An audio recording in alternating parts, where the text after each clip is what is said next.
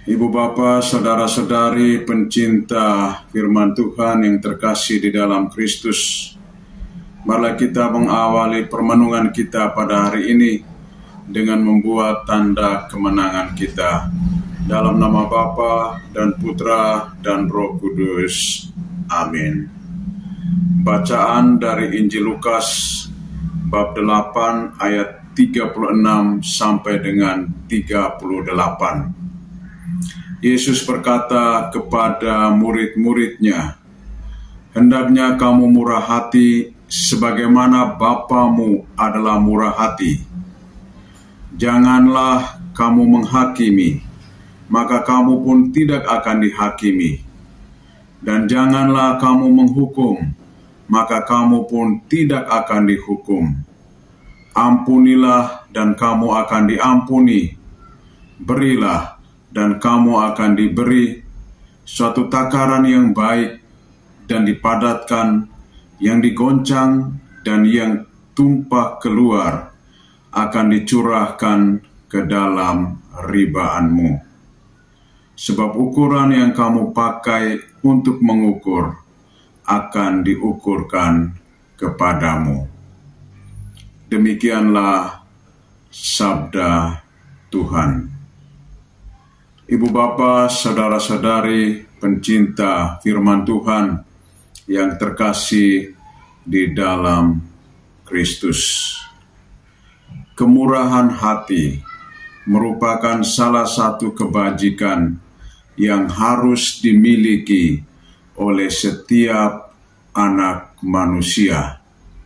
Karena dengan bersikap murah hati, berarti kita mau membagi apa yang ada pada kita kepada orang-orang yang sungguh-sungguh sangat membutuhkannya. Kemurahan hati itu lahir dari hati yang paling dalam.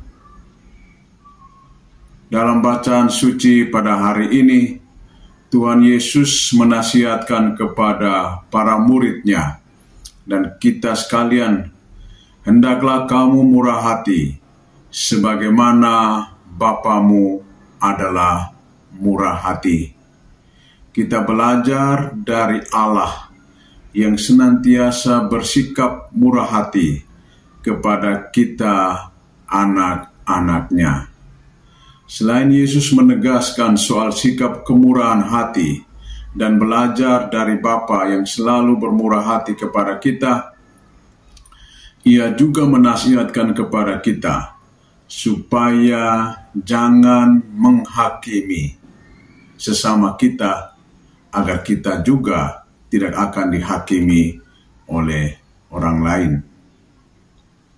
Tuhan juga mengingatkan kepada kita supaya belajar untuk mengampuni, supaya kita juga diampuni oleh Allah dan sesama kita. Namun di dalam kenyataan kehidupan kita setiap hari, mudah sekali orang menghakimi dan menghukum orang lain.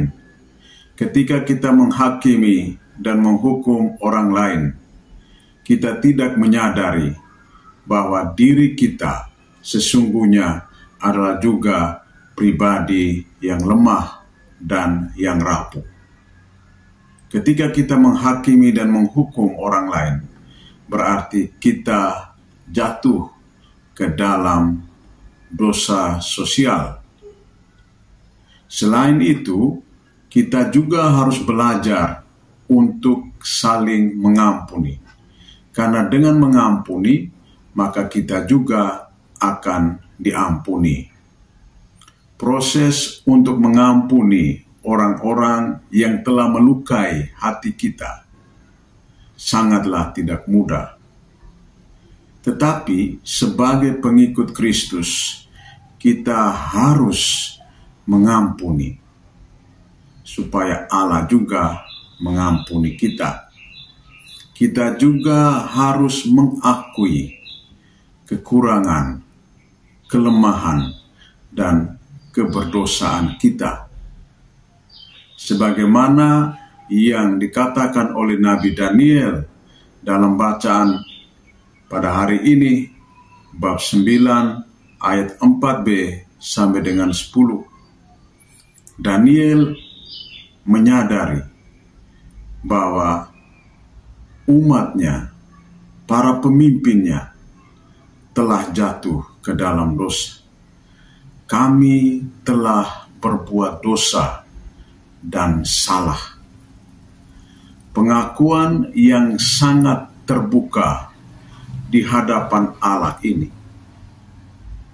mempengaruhi bagaimana Allah akan melihat sikap hidup manusia yang menyadari keterbatasannya, keberdosaannya.